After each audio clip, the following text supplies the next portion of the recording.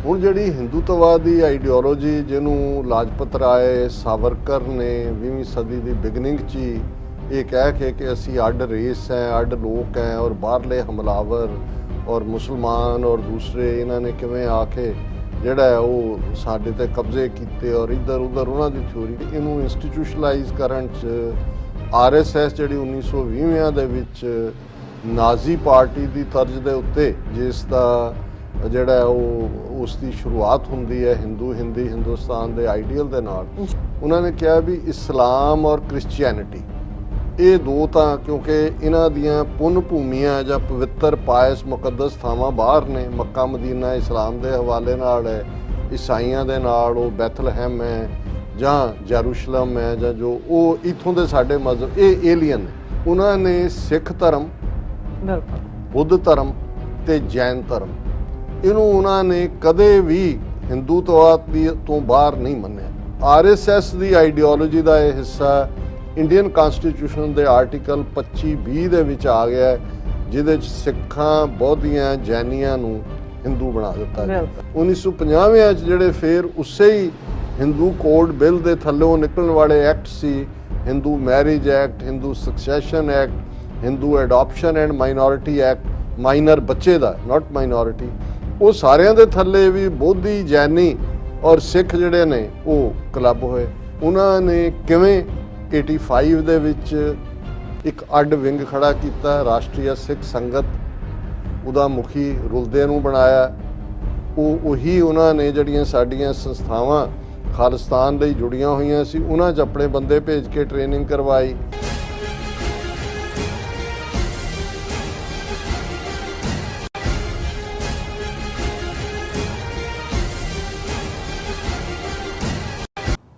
Viewers welcome back ਨਾ programme ਸੋ viewers ਹੁਣ ਆਪਾਂ ਗੱਲਬਾਤ ਕਰਨ ਜਾ ਰਹੇ ਹਾਂ ਕਿ ਆਰਐਸਐਸ ਵੱਲੋਂ ਅੱਡ-ਅੱਡ ਤਰ੍ਹਾਂ ਨਾਲ ਸਿੱਖ ਧਰਮ ਨੂੰ ਹਿੰਦੂਤਵਾ ਵਿੱਚ ਜਜ਼ਬ ਕਰਨ ਦੇ ਕੁਝ ਹੱਥਕੰਡੇ ਜਿਹੜੇ ਨੇ ਉਹ ਬਣਾਏ ਜਾ ਰਹੇ ਨੇ ਸੋ ਕੁਝ ਵਾਰੀ ਪਹਿਲਾਂ ਆਰਐਸਐਸ ਨੇ ਗੋਬਿੰਦ ਗੀਤਾ ਨਾਂ ਦੀ ਜਿਹੜੀ ਲਿਖਤ ਰਾਹੀਂ ਸਿੱਖਾਂ ਦੀ ਸਿਧਾਂਤਕ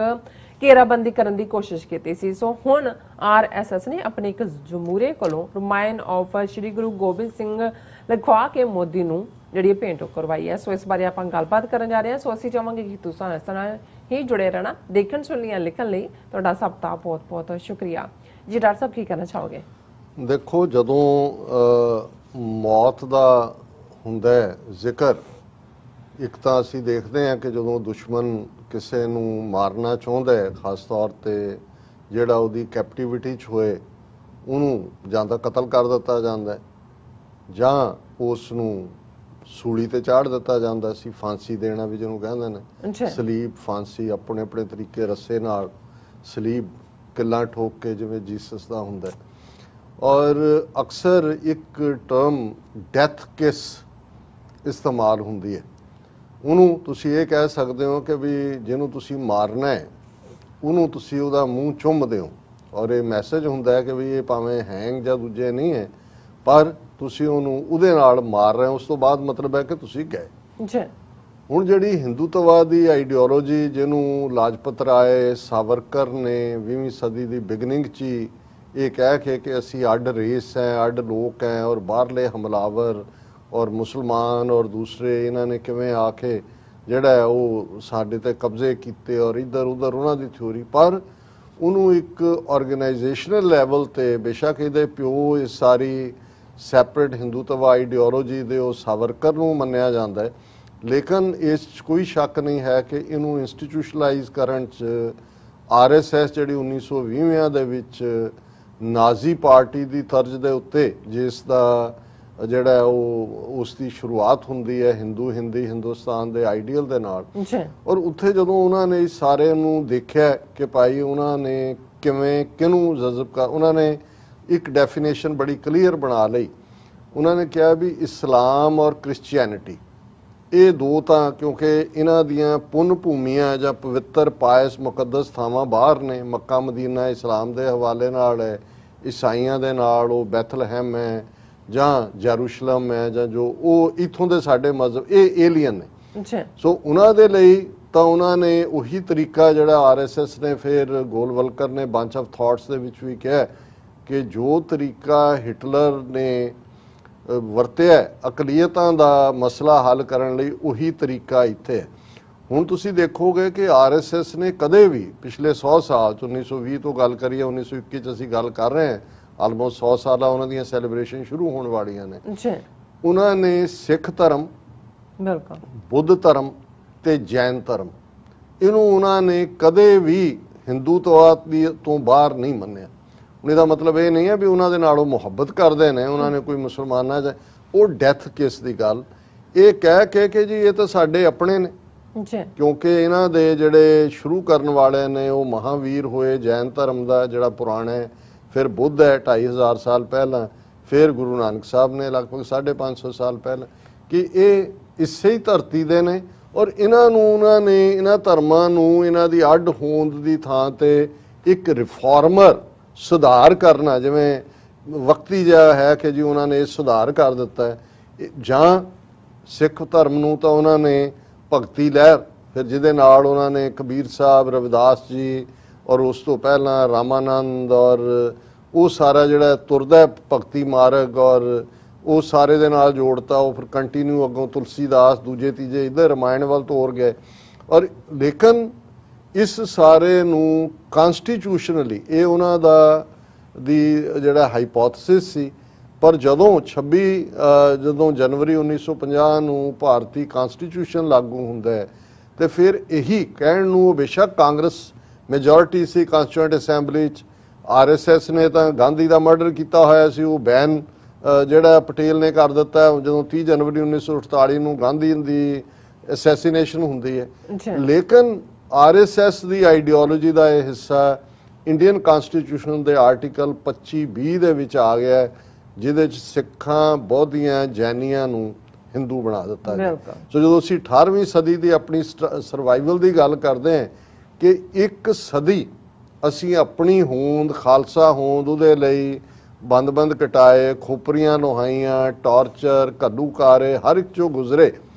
ਬੇਸ਼ੱਕ ਉਹ ਇੱਕ ਜ਼ੁਲਮ ਟਿਰਨੀ ਦਾ ਪੀਰੀਅਡ, ਪਰ ਅਸੀਂ ਮਜ਼ਬੂਤ ਹੋ ਕੇ ਨਿਕਲਦੇ ਰਹੇ। ਸਾਡੀ ਜਿਹੜੀ ਪਰਖ ਹੈ ਉਹ ਆਰਿਆਂ ਦੇ ਦੰਦਿਆਂ ਨੇ ਕੀਤੀ, ਉਬਲਦੀਆਂ ਦੇਗਾਂ ਨੇ ਕੀਤੀ, ਚਰਖੜੀਆਂ ਨੇ ਕੀਤੀ। ਪਰ ਇਧਰ ਜਦੋਂ ਅਸੀਂ ਹਿੰਦੂਤਵਾਂ ਦੇ ਵਸ ਪਏ, ਜਿਹਨੂੰ ਕਹਿੰਦੇ ਨੇ with the stroke of the pen, ਉਹਨਾਂ ਨੇ ਸਾਨੂੰ ਹਿੰਦੂ ਬਣਾ ਦਿੱਤਾ। ਫਿਰ ਗੱਲ ਇੱਥੇ ਹੀ ਨਹੀਂ ਮੁੱਕੀ। 1950 'ਚ ਜਿਹੜੇ ਫਿਰ ਉਸੇ ਹੀ ਹਿੰਦੂ ਕੋਡ ਬਿੱਲ ਦੇ ਥੱਲੋਂ ਨਿਕਲਣ ਵਾਲੇ ਐਕਟ ਸੀ, Hindu marriage act, Hindu succession act, Hindu adoption and minority act, minor ਬੱਚੇ ਦਾ, ਨਾਟ ਮਾਈਨੋਰਿਟੀ, ਉਹ ਸਾਰਿਆਂ ਦੇ ਥੱਲੇ ਵੀ ਬੋਧੀ, ਜੈਨੀ ਔਰ ਸਿੱਖ ਜਿਹੜੇ ਨੇ ਉਹ ਕਲੱਬ ਹੋਏ। ਬੁੱਧ ਵਾਲੇ ਤਾਂ ਬੋਲੇ ਨਹੀਂ, ਉਹਨਾਂ ਦੇ ਪੱਲੇ ਵੀ ਕੋਈ ਗਿਣਤੀ ਵੀ ਨਹੀਂ, ਕਿਉਂਕਿ ਆਲਰੇਡੀ ਬੋਧੀਆਂ ਦਾ ਤਾਂ ਕੰਮ ਸ਼ੰਕਰਾ ਦੇ ਜ਼ਮਾਨਿਆਂ 'ਚ ਉਹਨਾਂ ਨੇ ਸ਼ਾਸਤਰ ਔਰ ਸ਼ਸਤਰ ਨਾਲ ਕਰ ਦਿੱਤਾ ਸੀ। ਜੈਨੀ ਵੀ ਅੱਜ ਤੁਸੀਂ ਆਰਐਸਐਸ ਦੇ ਵੱਡੇ ਕਾਡਰਾਂ 'ਚ ਵੀ ਜੈਨ ਨਾਂ ਜਦੋਂ ਨਾਲ ਦੇਖੋ, ਇਹਦਾ ਮਤਲਬ ਹੈ ਉਹ ਜੈਨੀ ਹੈ। ਹਾਲਾਂ ਜੈਨੀਆਂ ਦਾ ਜੇ ਸਿੱਖ ਧਰਮ ਦੇ ਨਾਲ ਦੇਖਣਾ ਹੋਏ ਤੇ ਟੋਡਰਮਲ, ਜਿਹਨੇ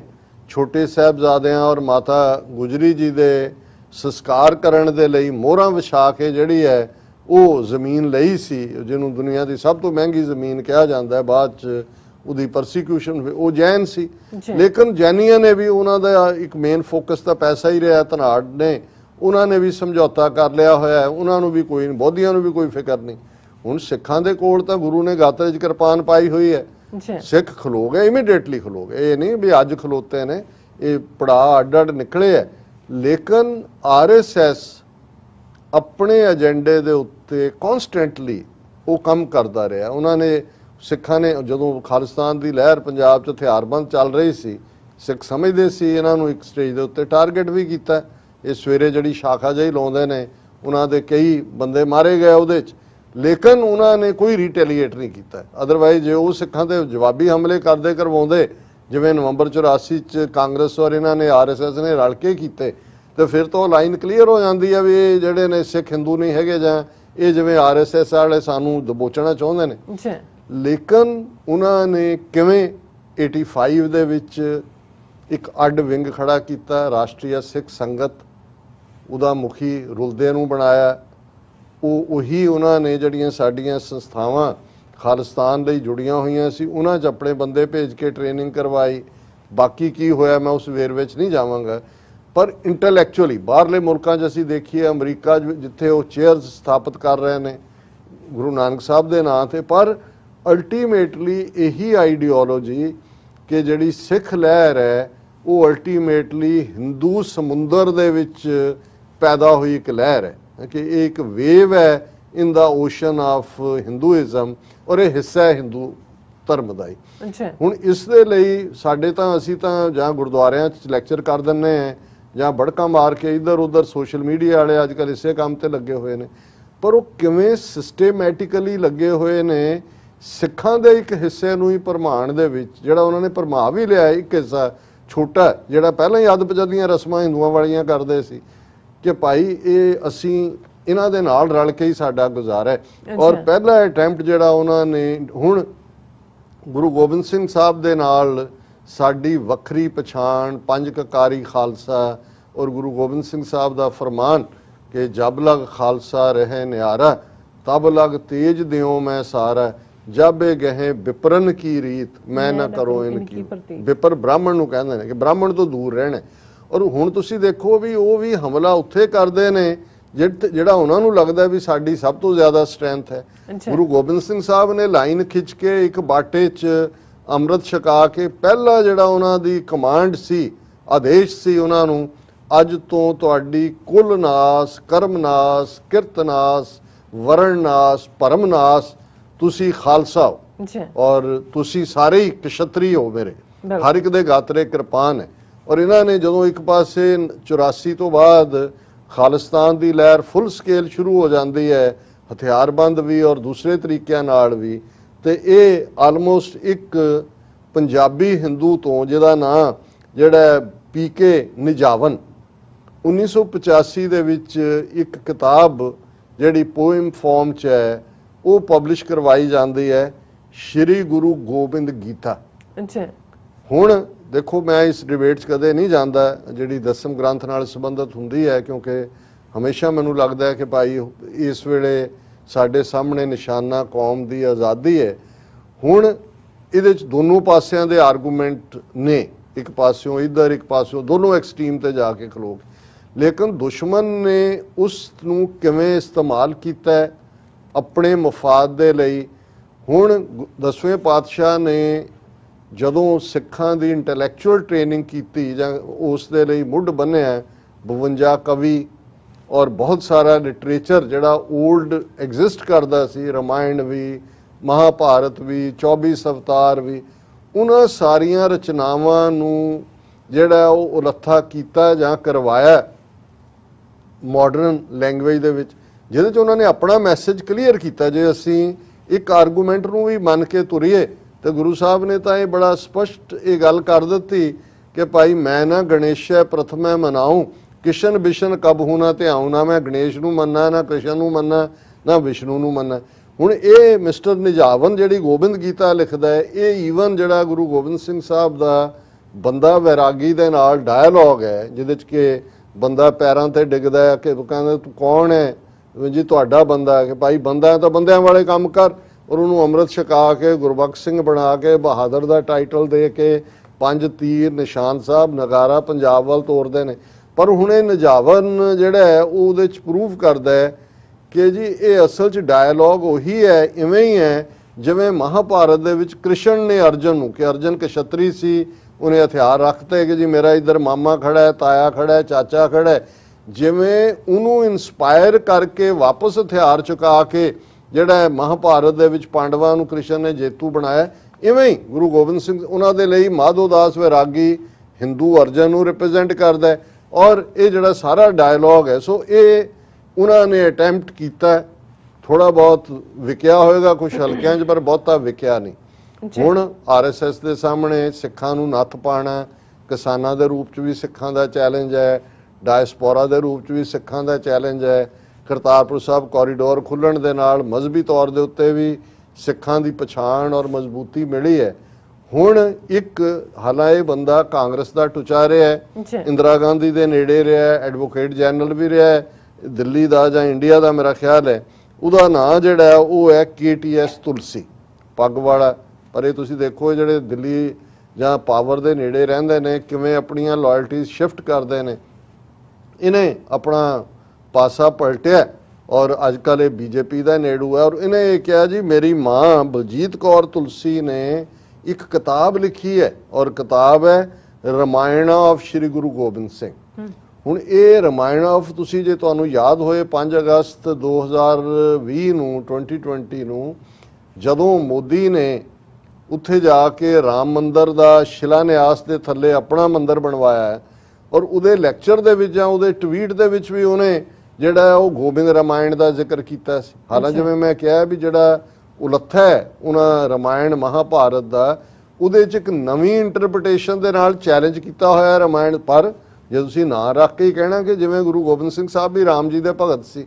ਔਰ ਇਹਨੇ ਹੁਣ ਇਹ ਤੁਲਸੀ ਜਿਹੜਾ ਕਿਤਾਬ ਇਹ ਕਹਿ ਰਿਹਾ ਜੀ ਮੇਰੀ ਮਾਂ ਬਲਜੀਤ ਕੌਰ ਤੁਲਸੀ ਨੇ ਰਾਮਾਇਣ ਆਫ ਗੁਰੂ ਗੋਬਿੰਦ ਸਿੰਘ ਲਿਖੀ ਹੈ ਔਰ ਉਸ ਤੁਲਸੀ ਨੂੰ ਜਿਹੜਾ ਕਿ ਆਪਣੀ ਵਾਈਫ ਦੇ ਨਾਲ, ਆਪਣੀ ਧੀ ਦੇ ਨਾਲ, ਆਪਣੀ ਮਾਂ ਦੇ ਨਾਲ ਪਹੁੰਚ ਜਾਂਦਾ ਹੈ। ਜਿਹੜਾ ਜੇ ਟੈਕਨੀਕਲ ਟੀਮ ਉਸ ਪਿਕਚਰ ਨੂੰ ਦਿਖਾ ਸਕੇ, ਅੱਜ ਤਾਂ ਟੀਮ ਸਾਡੀ ਅੱਧੀ ਹੈ, ਪਰ ਉਹ ਮੋਦੀ ਰਿਸੀਵ ਕਰ ਰਿਹਾ ਉਸ ਰਾਮਾਇਣ ਆਫ ਗੁਰੂ ਗੋਬਿੰਦ ਸਿੰਘ ਜੀ ਦੀ ਪਹਿਲੀ ਕਾਪੀ ਨੂੰ। ਔਰ ਫਿਰ ਉਹ ਇੱਥੇ ਨਹੀਂ ਰੁਕਦਾ ਹੈ, ਉਹ ਇਸ ਦੇ ਉੱਤੇ ਹਾਂ ਤੁਸੀਂ ਦੇਖ ਸਕਦੇ ਹੋ ਪਿਕਚਰ, ਔਰ ਉਹਦੇ ਤੇ ਫਿਰ ਉਹ ਟਵੀਟ ਕਰਦਾ ਹੈ ਕਿ ਜੀ ਇਹ ਪੰਜਾਬੀ ਦੇ ਵਿੱਚ ਵੀ ਉਹਦਾ ਟਵੀਟ ਹੈ। ਉੱਗੇ ਵਕੀਲ KTS ਤੁਲਸੀ ਦੀ ਮਾਂ ਸਵਰਗੀ ਸ਼੍ਰੀਮਤੀ ਬਲਜੀਤ ਕੌਰ ਤੁਲਸੀ ਜੀ ਦੁਆਰਾ ਲਿਖਤ ਪੁਸਤਕ ਦੀ ਰਾਮਾਇਣ ਆਫ ਗੁਰੂ ਗੋਬਿੰਦ ਸਿੰਘ ਦੀ ਪਹਿਲੀ ਕਾਪੀ ਪ੍ਰਾਪਤ ਕੀਤੀ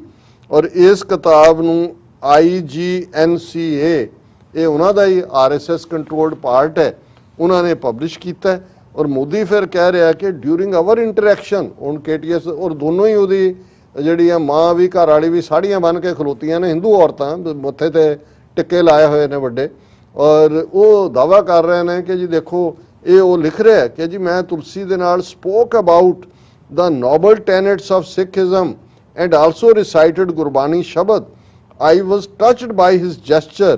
Here is an audio. ਉਹਨੇ ਉਹਦੀ ਉਸ ਦੀ ਆਡੀਓ ਵੀ ਇਹ ਮੋਦੀ ਕਰ ਰਿਹਾ ਔਰ ਉਹਨਾਂ ਨੇ ਕਿਹਾ ਜੀ ਬਹੁਤ ਮੇਰਾ ਤਾਂ ਦਿਲ ਜਿਹੜਾ ਉਹ ਦਰਵੀਭੂਤ ਹੋ ਗਿਆ, ਮੈਲਟ ਹੋ ਗਿਆ ਉਹ ਸੁਣ ਕੇ। ਔਰ ਇਹ ਹੁਣ ਤੁਸੀਂ ਇਸ ਤੋਂ ਅੰਦਾਜ਼ਾ ਲਾ ਲਓ ਕਿ ਰਾਮਾਇਣ ਆਫ ਸ਼੍ਰੀ ਗੁਰੂ ਗੋਬਿੰਦ ਸਿੰਘ ਆਲਰੇਡੀ ਗੋਬਿੰਦ ਗੀਤਾ 1985 ਚ ਆ ਗਏ ਸੀ।